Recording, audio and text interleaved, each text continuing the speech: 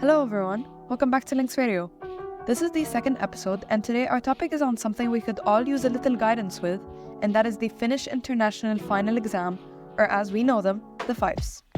Since FIFE season is getting closer, we felt it would be really helpful to ask students who have previously done them for some insight and advice for our high schoolers.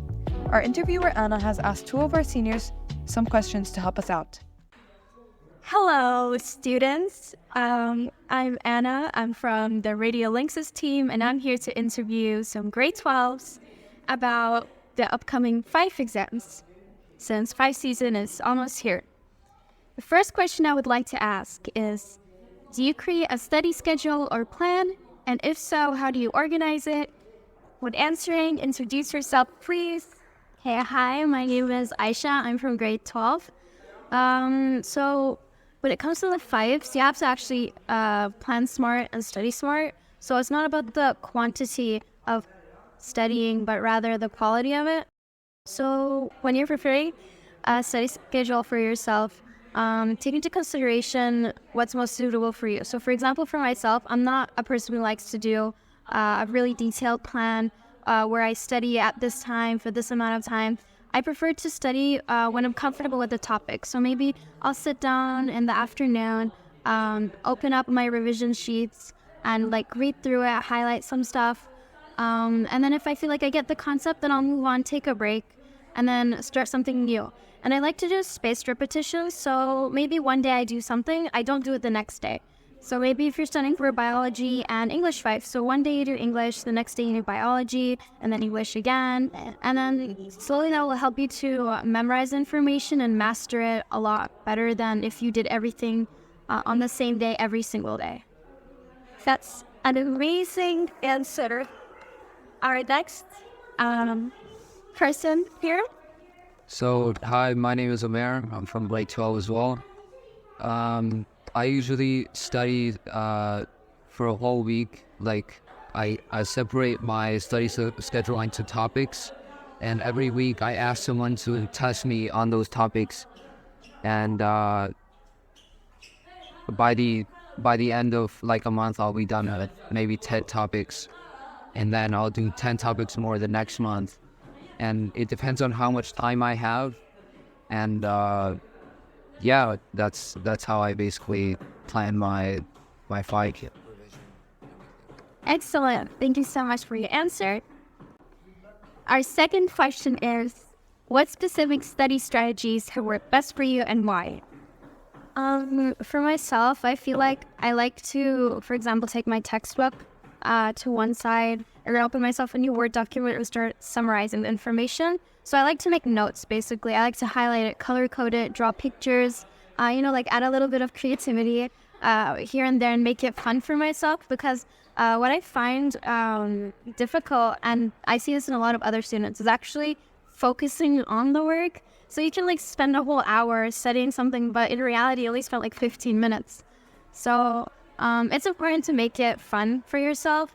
Maybe flashcards are helpful if you want to memorize specific things, for languages especially. But otherwise, answering questions is also really important, Model 5 exam questions that are available from teachers. But yeah. Thank you. Now, unlike Aisha, I like to use studying strategies such as blurting and stuff. What advice would you give to grade 10s and grade 11s who are preparing for their first set of FIFE exams? I would say start early, because what happened when we were in grade 11 was we were faced with the shock that we wouldn't have an exam revision week, 1 week where we're just off and just studying for the exams. So we had no idea about that, and we were just planning to study then. And so what happened was we were doing a lot of cramming at the end. And so I would advise start early, maybe a month. A month early is the least you can do. Maybe even 2 or 3 months earlier is ideal for preparing for such a big exam. But yeah. Wow, that's 2 to 3 months. That's a lot. Thank you. What about you? Starting early obviously is a good advice. However, also don't wait for the mocks to start, and don't rely on the mocks for revision, because they're only gonna give you the mocks like super late. So I would advise just starting for grade 11s. I would start like right at the start of the year, and for grade 10s I would just like make good notes in the classes that you're taking now, and make sure that you have all those good notes to study with when preparing for the FIFEs. I also want to mention that for grade 10 students, what I wish I'd done in the summer of grade 10 was that I'd taken my notes and actually went over them. This will keep that information fresh, so you don't have to go over it as if it's like a completely new topic when you're going to take the FIFE exam in grade 11 and grade 12. So it's important to keep it fresh.